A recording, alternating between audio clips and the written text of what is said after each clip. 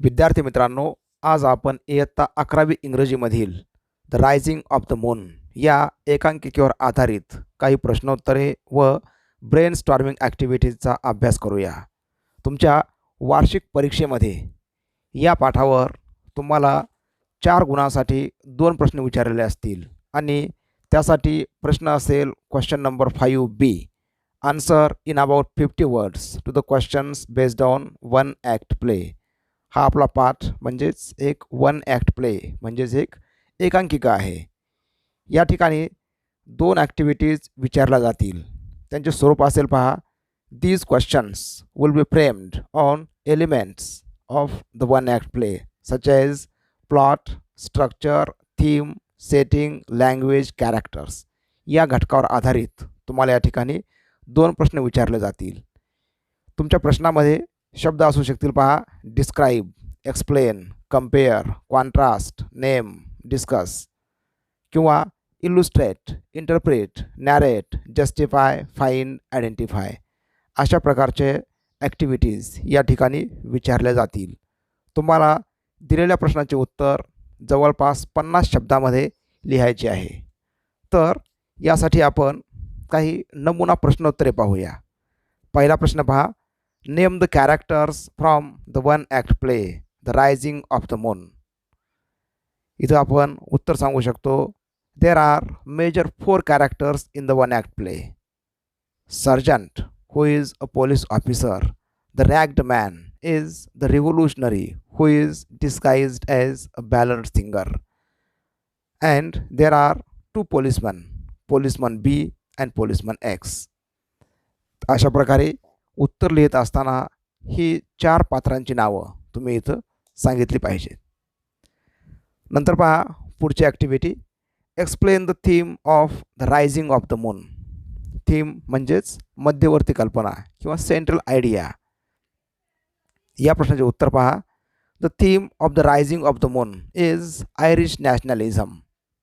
A sergeant and the ragged man are the 2 major characters in the play. These 2 characters represent the 2 opposing forces in Ireland. The sergeant helps the convict because of the feeling of patriotism. या ठिकाणी तुम्ही उत्तर अशा प्रकारे सांगू शकाल. Irish nationalism ही या नाटकाची थीम आहे. नंतर पहा पुढचा प्रश्न. Sketch the character of sergeant in the one act play the rising of the moon. म्हणजे नाटकातलं जे मुख्य पात्र आहे सार्जंट या संबंधी माहितीचं आपण लिहिली पाहिजे. याचे उत्तर पहा. Sergeant is a police officer who is trying to recapture the prisoner. He is an honest man doing his duty to support his family. Though the sergeant is working for the British government he has sympathy for the Irish patriots. So he helps the revolutionary to escape. We see in the one act play, Sergeant is in dilemma, duty or patriotism. At last, the feeling of patriotism becomes dominant. नंतर पहा पुढचा प्रश्न. Sketch the character of the ragged man in the one act play The Rising of the Moon. उत्तर पहा. The man in the torn clothes is an Irish revolutionary. He is fighting for the freedom of Ireland. Many Irish people have sympathy for him. The sergeant cannot understand the identity of the man and considers him as a ballad singer. The man sings patriotic songs for the sergeant. Finally, the sergeant forgets his duties and helps the revolutionary to escape. नंतर पहा पुढचा प्रश्न. Comment on the title of the one act play The Rising of the Moon. म्हणजे जे की नाटकाचं title आहे the rising of the moon या संबंधी माहिती आपण लिहिणं अपेक्षित आहे. याचे उत्तर पहा. Lady Gregory wrote this play in the early 90s. This is a political play based on the relations between Ireland and England. The title the rising of the moon is taken from the ballad on Shaun of Rail. The title of the play is a symbol of the Irish uprising against the British government. या प्रकारे उत्तर आपण इथं सांगू शकतो. आता आपण एकांकिकेवर आधारित ब्रेन स्टॉर्मिंग ॲक्टिव्हिटीज पाहूया. तुमच्या टेक्स्टबुकमधील पेज नंबर 149 पहा. इथे दिलेली पहिली ॲक्टिव्हिटी पहा. A1. There are some dialogues which are short but quite effective. They give us enjoyment and add beauty to the main story. Find some more from the text. या ठिकाणी आपण एक web diagram पाहतो आणि या ठिकाणी काही इंटरेस्टिंग आणि जे काही इफेक्टिव्ह म्हणू आपण अशा प्रकारचे डायलॉग दिलेले आहेत. इतर डायलॉग या ठिकाणी आपण शोधून लिहायचे आहेत फ्रॉम द टेक्स्ट. इथं म्हटलं पहा, effective dialogues. Back to the town is it? It's a hard thing to be poor. It's a pity we can't stop you. Don't be a fool. You are the man I am looking for. You will get your reward in heaven. You would be as wise as myself. No more talk. Back to the town, is it? अशा प्रकारचे जे काही effective dialogues आहेत की ज्यामुळं main story अगदी interesting पद्धतीने या ठिकाणी आपणाला समजते. याशिवाय असे अनेक डायलॉग आहेत. इथं कोणतेही 4-5 डायलॉग तुम्ही लिहू शकाल. नंतर पहा पुढची ॲक्टिव्हिटी. नाव this activity is based on theme of the one act play. Comment on the given statement after reading the given dialogue. या ठिकाणी काही डायलॉग काही स्टेटमेंट्स दिलेले आहेत. ते स्टेटमेंट्स वाचून तुम्हाला त्यावरती कमेंट लिहायचे आहेत. उदाहरण पहा दिलेलं पहिलं. And if we get him itself nothing but abuse on our heads for it from the people and maybe from our own relations. Now this is the given dialogue. You may begin like this. नंतर हे जे काही statement आहे या one act प्लेमध्ये एक पात्र म्हणतं पहा की जर आपण त्या कायद्याला पकडलं तर इतर लोक आणि आपले नातेवाईक आपणाला दोष देतील. हे जे काही स्टेटमेंट आहे यासंबंधी किंवा यावरती आपण काय कमेंट करू शकतो पहा. You may begin like this. We do not think about society at large. आणि पुढं म्हटलं पहा डॅश डॅश डॅश. आपण हेच वाक्य पुढं कंटिन्यू केलं पाहिजे. We do not think about society at large when we do something as our duty. While doing anything we should not think what would people say. अशा प्रकारे आपण इथं कमेंट लिहू शकतो. नंतर पहा पुढचं beat. It's a pity some honest man not be better off that. हे जे की 100 पाऊंडाचं बक्षीस आहे यासंबंधी सार्जंट हे स्टेटमेंट करतो. मग इथं आपण सांगू शकतो the sergeant is doubtful that the escaped prisoner will not be caught and an honest man like himself will not get the reward of 100 pounds. Beat number C paha. I wouldn't be in your shoes if you reward me 10 times as much. People generally fall victim to insensitives. Some people stick to values. They dash dash dash. या ठिकाणी पहा हा जो काही रॅग्ड man आहे त्यानं बोललेलं हे स्टेटमेंट आहे की तो म्हणतो की जरी 10 पट बक्षीस दिलं तरीसुद्धा मी माझे जे काही मूल्य आहेत माझं जे काही देशप्रेम आहे यापासून मी दूर हटणार नाही. हे जे काही स्टेटमेंट आहे यासंबंधी आपण इथं कमेंट लिहिली पाहिजे. मग इथं आपण सांगू शकू बा some people stick to values they do not change. Some people stick to values and never do bad things. Usually the greedy people do wrong things for their benefit. नंतर पहा beat number D.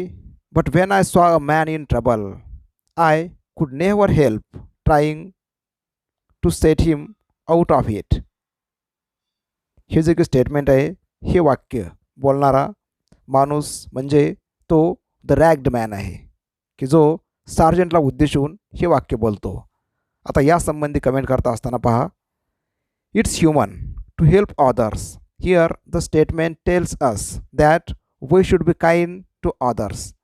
If we help somebody, we feel good. We must help the needy. अशा प्रकारे इथं आपण comment लिहू शकतो. तुम्ही एखाद्या स्टेटमेंटवरती कमेंट लिहित असताना स्टेटमेंटचा जो काही अर्थ असेल त्याचा विचार करून वेगळ्या शब्दामध्ये कमेंट इथं सांगू शकाल. नंतर पहा पुढची activity. The priorities of the sergeant are shifted. Complete the given table by using the given cloze. आपण जेव्हा ह्या एकांकिकेचा अभ्यास करतो तेव्हा हा जो काही सार्जंट आहे तो सुरुवातीला आपलं कर्तव्य आणि आपली ड्युटी याला महत्त्व देतो. तर नाटकाच्या शेवटी तो देशभक्तीने प्रेरित होतो आणि वेगळ्या प्रकारचं कृत्य करतो. म्हणजे ज्या ठिकाणी priorities of the sergeant are shifted. मग यासंबंधी या ठिकाणी एक तुम्हाला टेबल दिलेला आहे. हा टेबल पहा. Priorities of the sergeant in the beginning. म्हणजे नाटकाच्या सुरुवातीला याची जी की प्रायोरिटीज होत्या त्या कोणत्या होत्या. इथं म्हटलं पहा लॉ अँड ड्युटी. नंतर पहा priorities at the end of the play. Now at the end of the play the sergeant gives priority to patriotism. मग इथं आपण आणखी एक पॉईंट ॲड करू शकतो.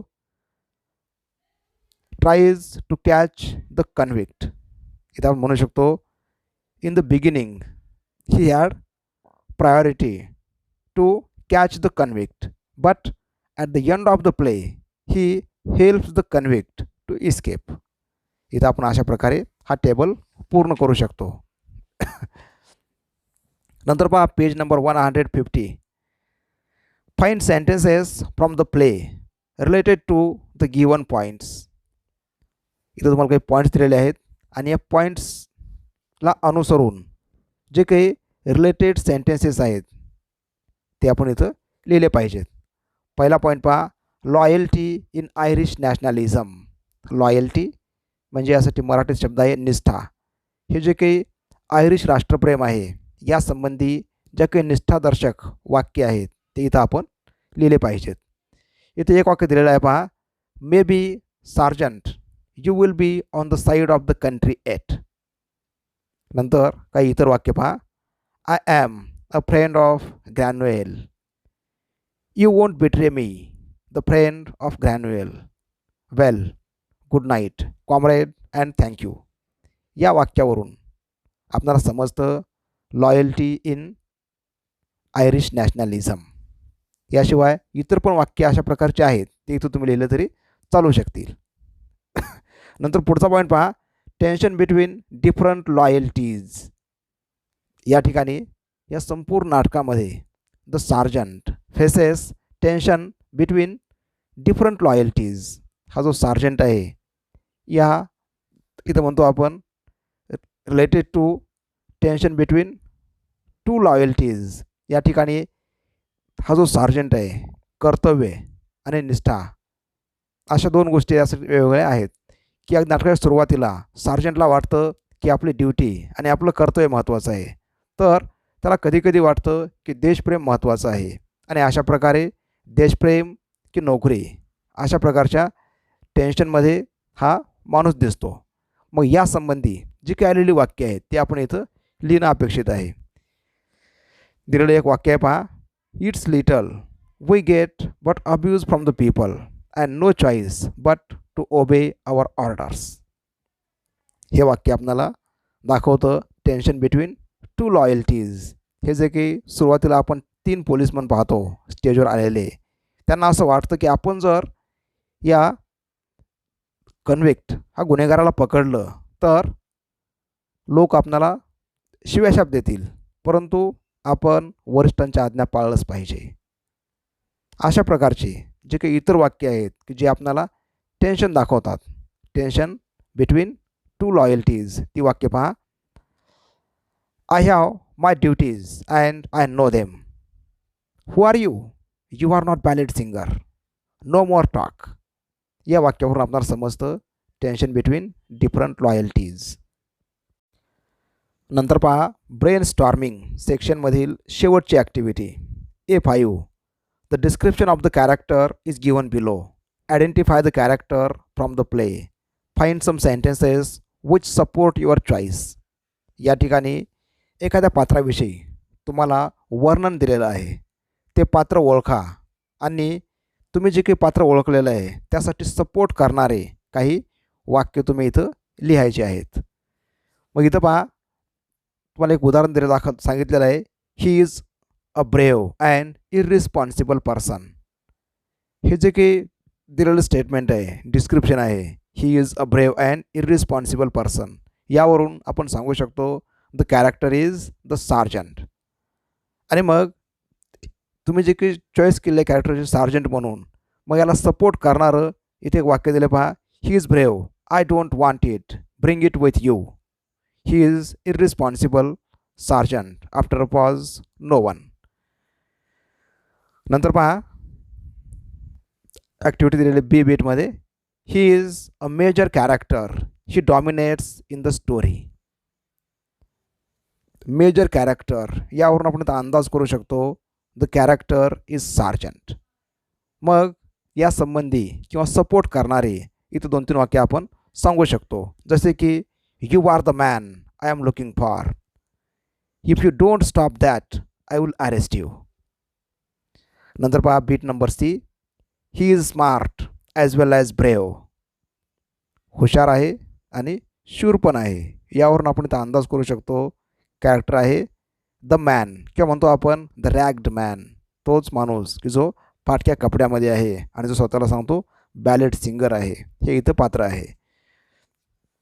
मग इथं वाक्य सपोर्ट करणारे वाक्य पहा, you needn't ask who I am, that placard will tell you. There are 100 pounds on my head. नंतर पहा beat number D, he is the centre of the play. मग इथं तुम्ही पात्र सांगू शकाल द सार्जंट. आणि यासाठी सपोर्ट करणारी काही वाक्य पहा, स्टॉप दॅट नॉईज, असं सार्जंटच सांगतो एका ठिकाणी. I am oblige to you. या वाक्यावर आपल्याला समजतं की सार्जंट हे पात्र अगदी नाटकाच्या केंद्रभागी आहे. नंतर पहा शेवटचं, he is obedient and simple. इथं आपण सांगू शकतो the character is policeman B.